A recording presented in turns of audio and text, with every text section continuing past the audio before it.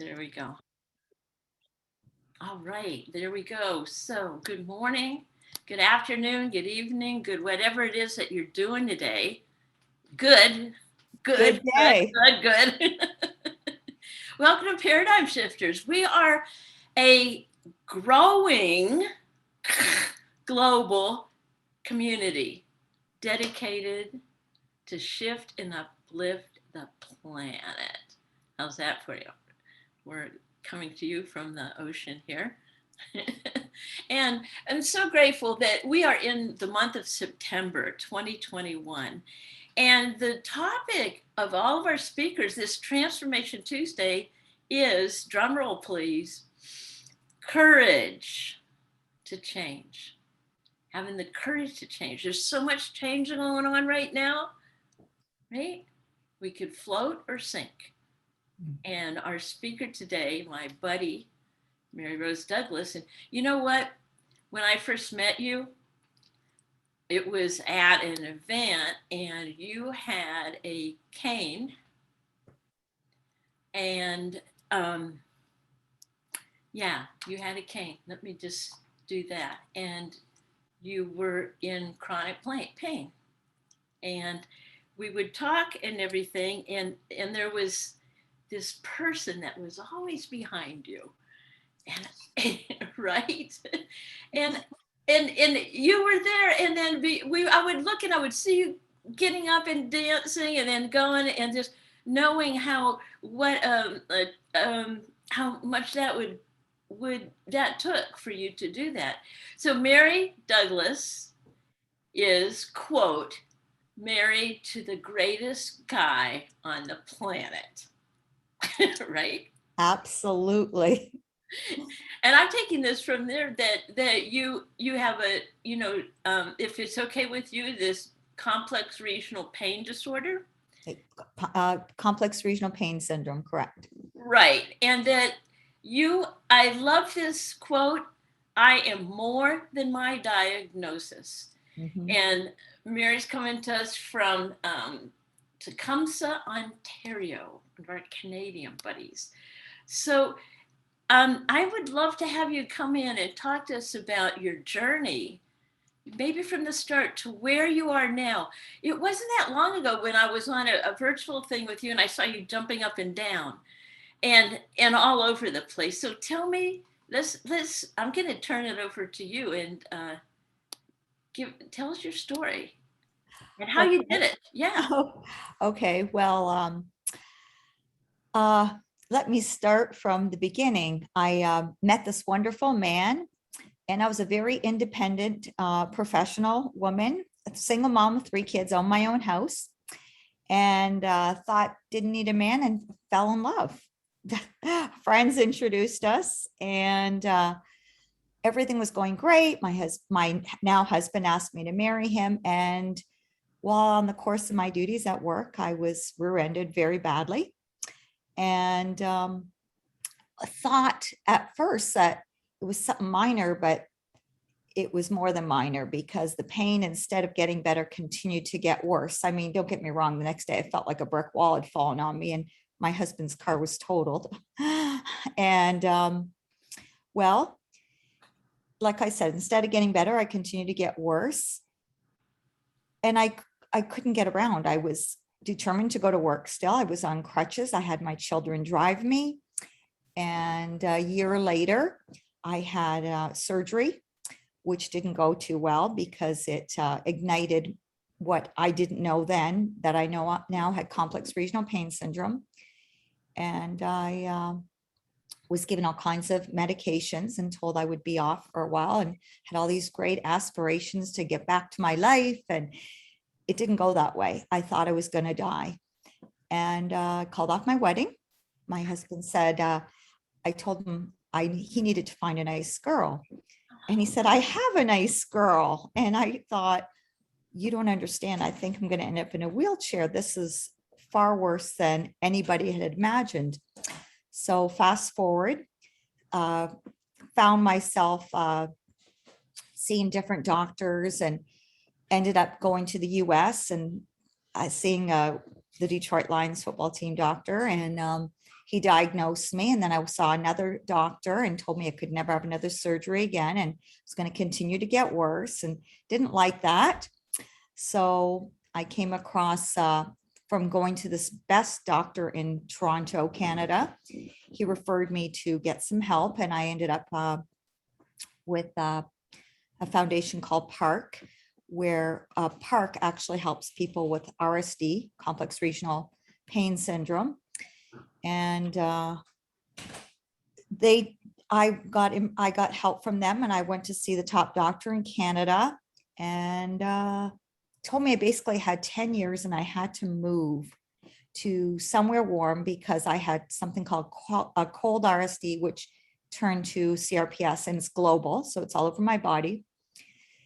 I went to see him in Sydney, Nova Scotia, had this photon treatment, which he told me was only 5%, but I thought 5% is better than no percent.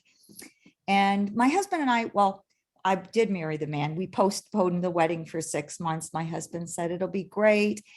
You can't push me around, I'll push you around. I mean, the guy had the greatest sense of humor, and he really does love me as I love him.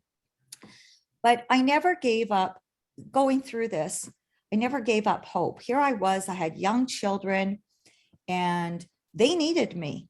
I mean, without their mother, they didn't really have anything. So I was determined, in spite of the diagnosis, I kept confirmed that I was going to get worse, that was based on the information they had. And I knew in my heart of hearts that I was not that person. I mean, my friends called me the Energizer Bunny. I had my best friend say, well, if you can't figure it out and you call your friend's husband and they can't figure out, call Mary. So I was the girl with all the answers, and I did a lot of fundraising. I was really well known in the community. I'd done a lot with the hospital because all my babies were preemie, and I just had so much life and energy to continue to give. And I have to say, through all this, it really humbled me. And I was so ashamed at the same time because the community at large, people who don't know you or do know you and expect you to be more than what happened to you. So I was embarrassed to go out and be with people. And quite frankly, I went from crutches to cane, to crutches to sometimes a wheelchair. And I really didn't like that. And the cold affected me very adversely. But my husband believed in me. And I can tell you that love, I know that sounds corny to some people, but love really conquers all. This man believed in me in heart of hearts. And through my journey, having scans, my doctor told me that my brain was shrinking because my pain was so severe, and all the medication they put me on in the past, I had allergy and reactions. And so I was determined to do this the natural way. So we invested in a far infrared sauna, and I found myself soaking Epsom baths because I could not bring the pain down. And I don't know if anybody has put their hand on the stove where they felt that and it burnt. Well, that's how my leg was. And then my entire body started like that. And my legs started twisting and turning. So through Park, I met a gentleman by the name of Eric Phillips, who lost his leg and through RSD. And him and I became phone buddies, and we supported each other. And Eric was my greatest supporter at that time. And he said, Mary, I know how badly it hurts to put pressure on that leg, but you do not want to lose it. And there was no way I was going to lose my leg. So through various support, different people in my corner, I was determined to get better. I didn't know when, I didn't know how.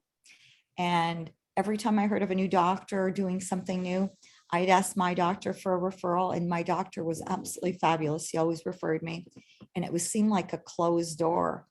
And I remember going to see one doctor, and he said, well, you have to accept this is who you are now. And I said to him, you don't know anything about me. And for me to accept something that I'm not comfortable in, and know in my heart of hearts that this is not who I was meant to be and how I was meant to live my life, I can't accept that. And I'm going to do everything in my power to get better. So I have always eaten very well, but I became very proactive with my diet. I had not eaten, I negated any anti-inflammatory foods. So I only eat organic. Um, I meditated every day. I had done meditation for years on and off, but I made it my way. I meditated every day. I did deep breathing exercises. I prayed. I asked God every day to please help me find a way to overcome this. And I never doubted. And it was the one thing that I knew every day, that I could wake up and talk to God. And there were some days, I will tell you, I would go to bed and I really wasn't sure if I was going to wake up the next day. And I was afraid to tell my husband or my children. So I was very cognizant about what I said and how I conducted myself. I didn't want people to feel sorry for myself. And I more or less became a master of disguise. I still smiled. I thought, if anyone ever lived like this, I don't know if they could live a long life. But I didn't want anybody to see me in this kind of pain. Um, and fast forward, in 2010, or 2011, pardon me, I saw something, and stem cells were being spoke about. And I came across this doctor, and his name is Dr. Harry Adelson, and he's in Utah, Park City, Utah. So I kept watching him and following him. And I ran it by my family doctor, and he said, "Oh, stem cells." He said, "That's pie in the sky. That's still experimental." And I thought, well, I've tried everything and I've done everything every doctor has told me to, and I'm continuing to get worse. Uh, And I mean, I wore out a bathtub because my husband had carried me in and out of a bathtub. And my husband had an injury, which I had him re-injure himself because he had to carry me in and out of bed a lot of times and put me in a tub. That was humiliating, but because I lived in the tub for 6 to 8 hours a day at 2-hour intervals at a time, I soaked in Epsom baths. It was like the highest painkiller, taking away the pain, and it would last about a half hour, and then I'd start feeling it again. It would be like turning up the burner of the fire. So I'd, do my yoga, my deep breathing, and pray. I probably prayed more in those times than I've ever prayed in my entire life. And I thank God every morning for giving me the grace of living another day, and letting me conquer and waking me up from a good night's sleep. So in 2016, we went to something called Dream Builder. Well, what ended up happening is my husband got outsized from his position, like things happen. And he was getting his master's. And so he graduated. And as a graduation gift, I thought this would be really great. I knew who Mary Morrissey was. So we went to Dallas, Texas, to a Dream Builder conference. And that's where we met, October 2016. And there were hundreds of people in this room, and they were all happy, but I just felt the vibration. I thought, some people think I'm crazy because I always say good things about other people and always want the best for everybody. It seemed like, wow, the crowd in this room, and hearing our mentor Mary speak, I'm like, this lady is speaking my life. So anyways, that's history from now. And through the group and the support, I made a decision that, because stem cells made a huge, huge jump. And there's misnomer, and I want to clear that up right now. They do not kill anybody for stem cells. Stem cells, when they say stem cell treatment, they use your own stem cells and they get exosomes. And what they do is they harvest it from ethically the placenta or the umbilical cord. So it's derived from that. So anybody who thinks stem cells is somebody else, it's not. So let's clear the air right there. And after I said we did a lot of research, my doctor finally agreed to write me a script for this stem cell treatment. He said, it's not covered. I said, I know. And my husband, we didn't know this at the time, had a shattered tailbone. But as I had said earlier, he was always carrying me in and out of the tub and in and upstairs. I was taxing on his body, even though all of 90 pounds would be 95 pounds. It's still, you're carrying constantly. And this year, in 2020, January, my husband and I both went to Park City, Utah, and we had full body stem cell makeovers. And that was a real game changer. My husband is like a 20-year-old now. I am not kidding. He has no pain. As for me, my journey is ebb and flow, and I accept that. And I was expecting to take off to the races, but I am making progress. And as I say, some days are great, other days are okay. And I know that from talking to Dr. Adelson, it'll continue to get better. And the reason for all of this is because I believe, you may say I'm courageous, knowing me, Judy, and you've seen me through my trials and tribulations. I don't think it's courage. I think that life is such a gift, and nobody knows the journey that we're given. I mean, I live in my body, you live in your body, and everybody lives in theirs. And there is a saying that I learned from Park. It's pain is what the patient says it is. And just because somebody may look glamorous or happy, pain is invisible. When you look at a cancer patient, you don't know that person has cancer. And I've buried many friends, and looking at them, you would think there was nothing wrong with them.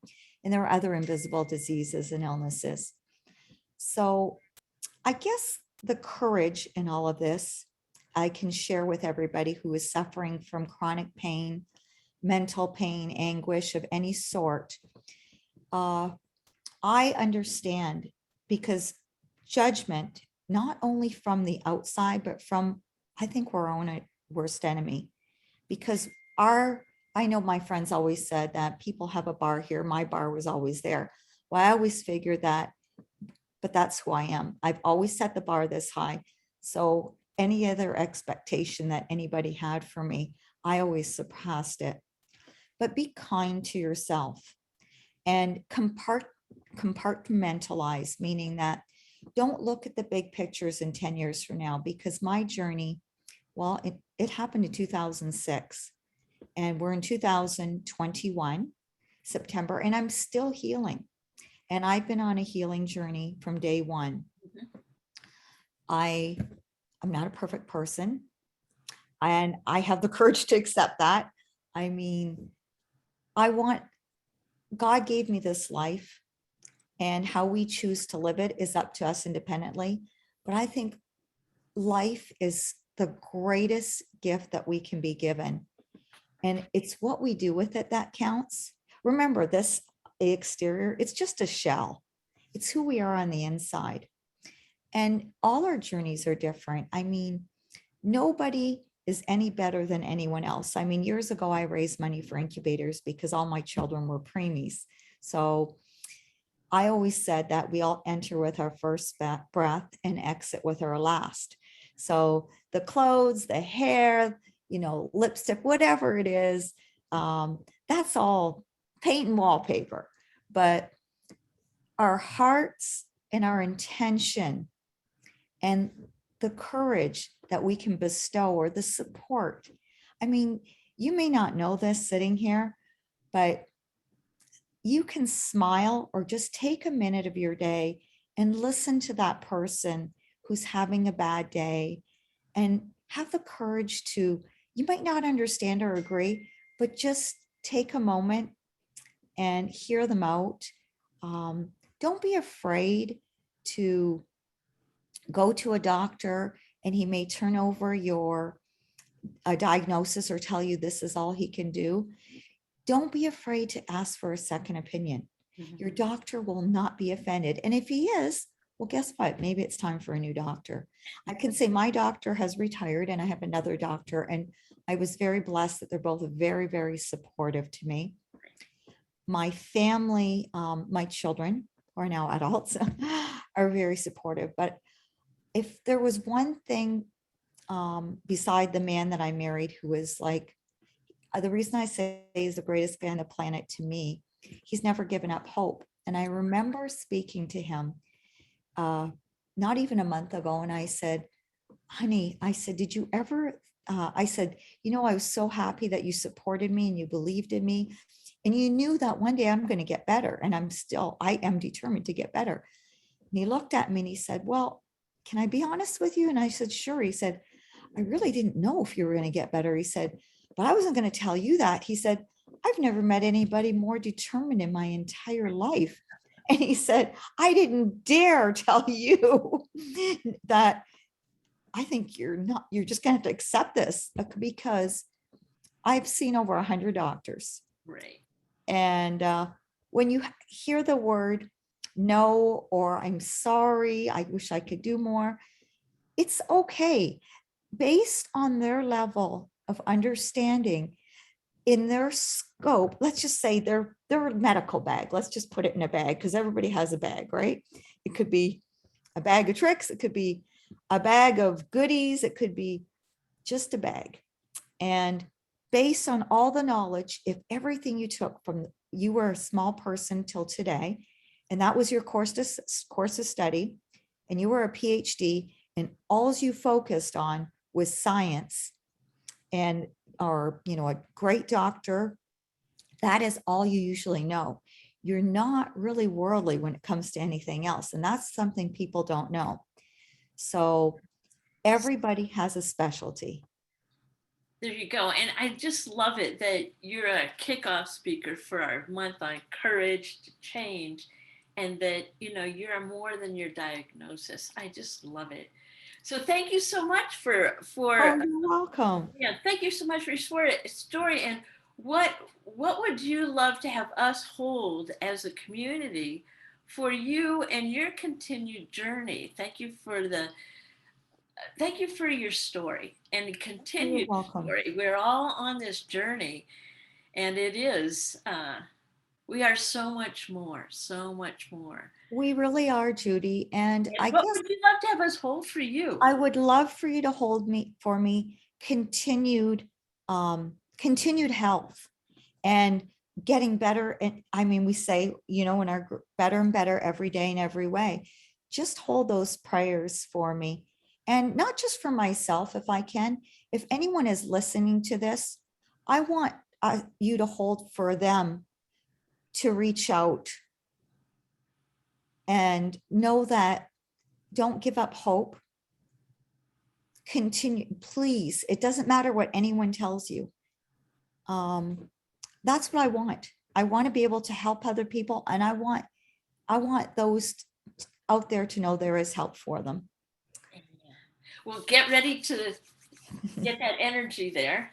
To Thank you, Judy. sending it up to Canada. Get ready to receive. There Thank you you. go. All right. Thank you so much for like that courage. And what I got is like, be kind to yourself. I'm gonna go like this. Be kind to yourself. Yes. And I love the fact that you said love conquers all. Love really does. And All right. Yoga, deep breathing, and pray. Here we go. And swoosh. Thank you so thank much. You got it. Thank you so much for being you. here. What a journey. What a What a journey. pleasure. You. Yeah. Thank Aw, you, Judy. amen.